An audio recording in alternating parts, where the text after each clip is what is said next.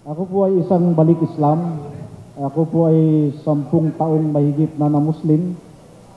Ako po ay Bicolano, na taga Laguna, taga Batangas. At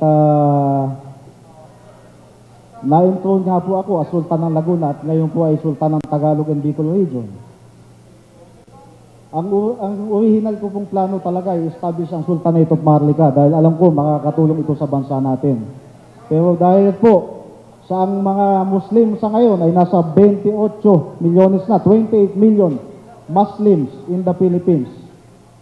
I think I have to safeguard the integrity and religious cultural identity of Muslim minorities. Pero sa tingin ko po ay hindi na po minority ang mga Muslim dahil 28 million na nga po. So,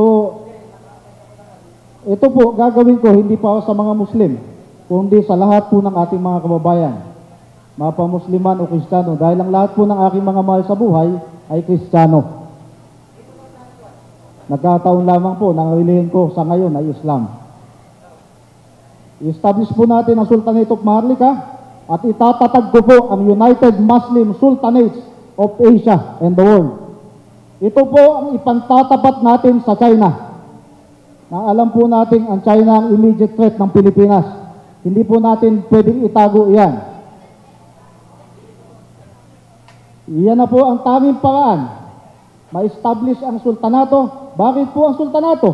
Ang sultanato po ang gobyerno ni King David, ni King Solomon, ni King Moses, ni King Abraham, ni King Noah sa Biblia.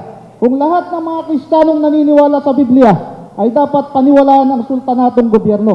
Sultanate is kingdom. Kingdom for the people. Dapat ang mamamayan ang sinusunod ng sultanato, hindi ang gobyerno ang kinatatakutan ng mamamayan. Yun lamang po. Yun po ang malaking dahilan na talagang kailangan ko pong tanggapin ang hamon ng aking mga kasamahan sa New Philippine Sultanate. Magkaroon na po tayo ng lakas ng loob.